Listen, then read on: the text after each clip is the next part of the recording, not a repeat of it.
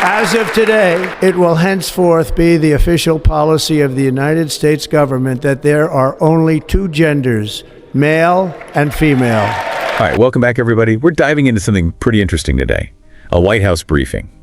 It lays out President Trump's priorities for his second term. Oh, wow. It's dated January 20th, 2025. Oh, okay. It breaks down his agenda into four main points: making America safe, making America affordable and energy dominant, draining the swamp, and bringing back American values. Interesting. Some of these might sound familiar from his first term, but there are some new elements too, things we need to unpack. Yeah, definitely.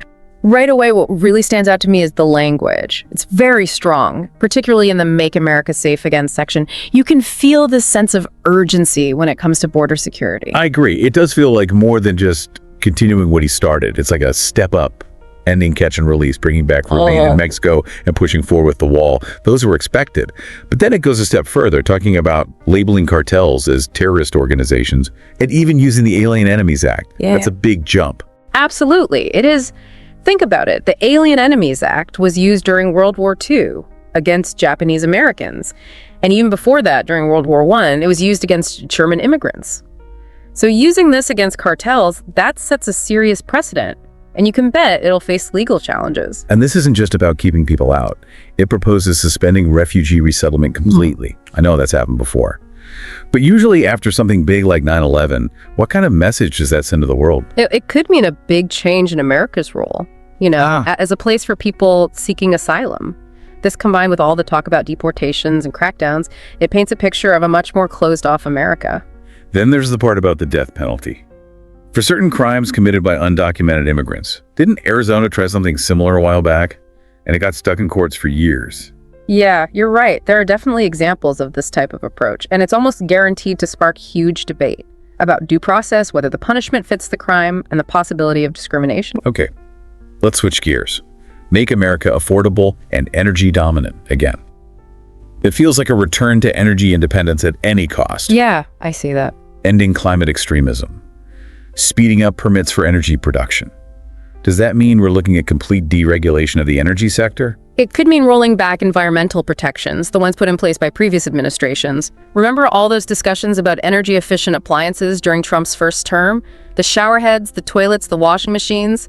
This document suggests those regulations might be on the chopping block again, putting consumer choice ahead of environmental concerns. And then the big one, pulling out of the Paris Climate Accord. We all know the global implications of that, but I'm curious, if the US goes it alone here, who else might follow? Could this start a chain reaction? That's the big question. Some countries might see this as their chance to back out of their commitments too, and that would weaken the whole agreement. Others might actually step up, seeing an opportunity to take the lead on climate change. It's a high-stakes game of global politics. They also mentioned lowering the cost of living, but they don't say how they plan to do it. Sounds good, but what could it mean for economic policy? It's pretty open-ended. Will it be tax cuts? Less regulation infrastructure spending without specific details? It's hard to know how different parts of the economy would be affected, let alone the overall cost of living. Okay, let's get into the swamp. Drain the swamp. This is all about reforming the government, and it starts with a hiring freeze, except for essential areas, and a pause on burdensome regulations.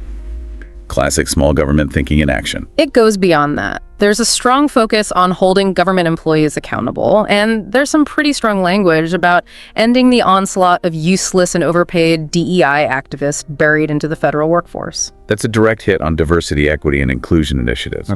What are the potential consequences of that for the federal government? Well, it could lead to big changes in hiring, a reduction in DEI programs, and even make people less likely to promote diversity and inclusion within federal agencies. It's a clear statement about the administration's priorities and values. Another interesting bit is the call for federal workers to go back to the office. They point out that only 6% are doing so now.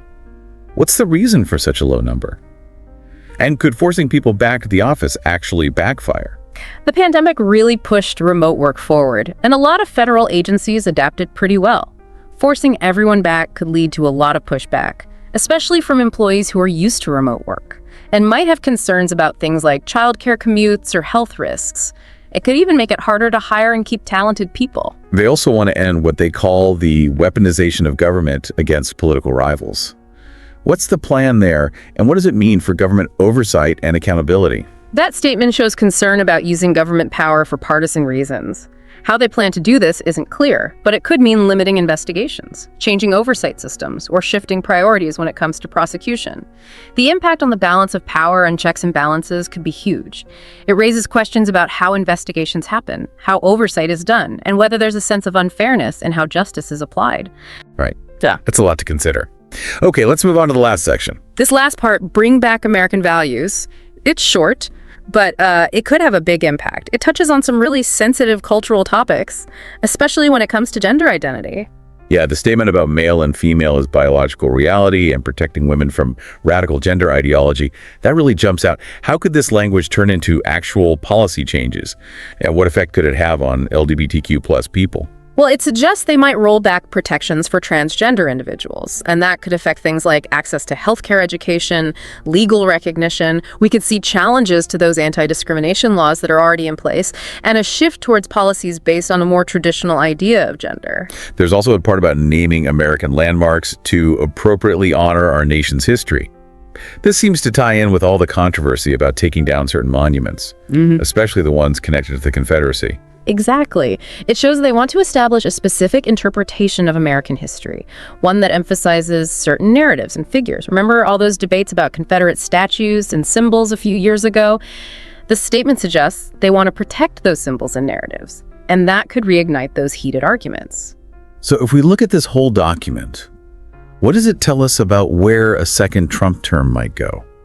Are we seeing him double down on the policies and rhetoric from his first term? Or is this something completely new? It's a mix of both.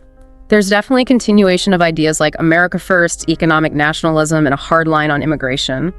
But the tone is more assertive, the language more direct. There's a feeling of urgency, a willingness to push the limits even further, especially with social and cultural issues. It's like they're saying, we did things our way before, and now we're going to do them even more our way.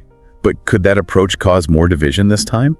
We're already seeing so much polarization in politics. That's a valid point. This document, with its strong rhetoric and focus on divisive issues, it could make those divisions even worse. It all depends on how these priorities actually become policies, and how those policies are handled by Congress, the courts, and the public. What stands out to you as the biggest change from the policies or rhetoric of Trump's first term? What makes you say, okay, this is new, this is something we need to watch closely?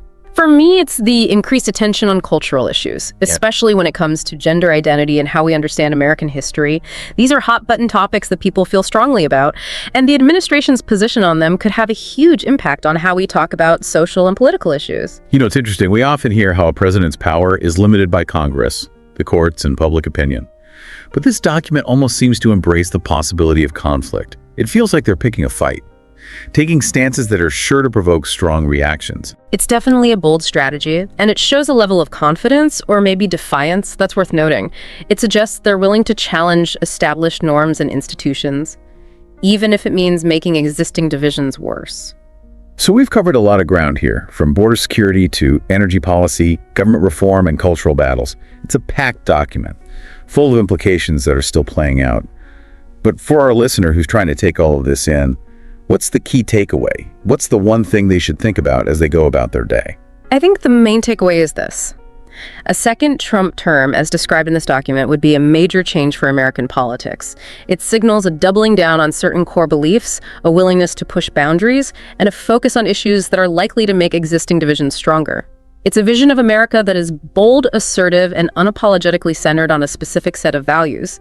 Whether most Americans agree with that vision and what the long-term effects of that vision might be, those are the questions we'll be facing in the months and years to come. That's a great point. We've analyzed the document, broken down the language, and looked at the possible implications. But in the end, it's up to each person to decide what all of this means for them, for the country, and for the future. We've given you a lot to think about today. But keep in mind, this is just one document. It's a snapshot. Things could change, priorities could shift, new challenges could pop up. Yeah, that's how politics works. Always changing. Exactly. So for our listeners, we want to leave you with one last question. Given everything we talked about today, what do you think a second Trump term could look like for the U.S. and its place in the world? What are you hoping for? What are you worried about? What do you predict? Let those thoughts simmer. And as always, keep diving deeper. Until next time, stay curious.